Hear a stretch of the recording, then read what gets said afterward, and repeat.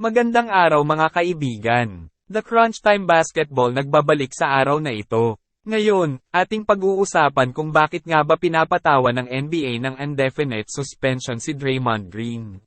Ang forward ng Golden State Warriors na si Draymond Green ay pansamantalang pinasuspinde ng NBA ng walang takdang oras matapos saktan ang center ng Phoenix Suns na si Jusuf Nurkic sa mukha sa kasagsagan ng laro noong Martes ng gabi, ayon sa inanunsyo ng liga nitong Miyerkules. Si Green ay nakatanggap ng flagrant foul 2 matapos saktan si Nurkic at siyang dahilan upang ma-eject sa kanyang ikatlong pagkakataon ngayong season. Ayon sa pahayag ng NBA, ang pansamantalang suspensyon na, ayon sa paulit-ulit na kasaysayan ni Green ng mga di kanais-nais na kilos. Sinabi ng liga na ang parusa na ipinataw ni Operations Chief Joe Dumars ay agad na nagsimula. Ito na ang ikalawang pagkakataon na sinuspende si Green ngayong season. Kinakailangan niyang tuparin ang ilang kondisyon ng liga at koponan bago siya makabalik sa laro, ayon sa pahayag ng NBA.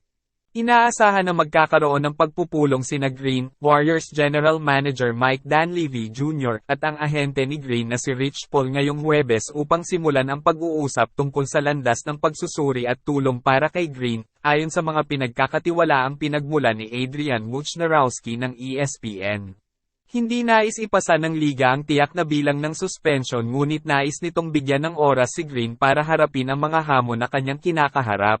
Si Green ay mawawala ng $153,941 kada laro kung ang kanyang suspensyon ay kulang sa 20 games at $202,922 kada laro kung higit sa 20 games ito. Ang tatlong pagpapalis kay Green ay nagtutulad sa pinakamarami niyang pagkakaroon nito sa loob ng isang season. Ang una ay matapos siyang mapalo ng 2 technical fouls laban sa Cleveland Cavaliers noong ika-11 ng Nobyembre. Ang pangalawa ay nangyari laban sa Timberwolves noong ika-14 ng Nobyembre nang ipasok niya si Rudy Gobert sa isang headlock. Isinuspende ng NBA si Green ng 5 laro matapos ang huli niyang insidente, kung saan ini-refer ng liga ang kasaysayan ni Green bilang isang repeat offender para sa haba ng suspensyon. Si Green ay pinaalis ng may 8 minutes and 23 seconds ang natitirang oras sa third quarter noong Martes matapos niyang masuntok at tamaan si Nurkic sa ulo habang ito'y binabantayan. Una, habang nakatalikod si Green kay Nurkic, siya ay paulit-ulit na itinataboy si Nurkic.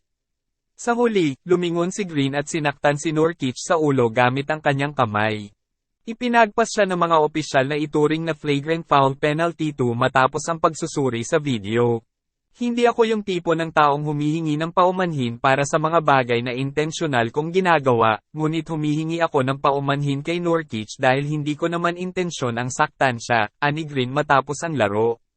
Naswing ko ang aking kamay at sa kasamaang palad, tinamaan ko siya.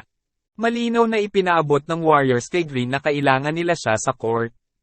Ang pangangailangan na ito ay mas malaki ngayon kaysa noon, yamang nasa 10-13 ang standing ng Golden State at nag-aalala sa performance ni Klay Thompson at Andrew Wiggins, dalawang mahalagang manlalaro sa kanilang koponan. Kailangan namin siya. Kailangan namin si Draymond. Alam niya yun, sabi ni Warriors coach Steve Kerr noong Martes. Nakausap na namin siya. Kailangan niyang hanapin ang paraan para mapanatili ang kanyang kalmado at naruroon para sa kanyang mga kakampi. Kinumpirma ni Green ang mensahe ni Kerr. Tulad ng sinabi ko, kung iyon ang intensyon ko, masama ang pakiramdam ko na wala doon, ani Green. Pero ang intensyon ko lang ay ibenta ang foul. Wala pang pahayag ang Warriors ngayong Miyerkules ngunit sinabi nilang pag-uusapan ang suspensyon ni Green sa shoot-around sa Huwebes sa Los Angeles bago ang laro kontra sa Clippers.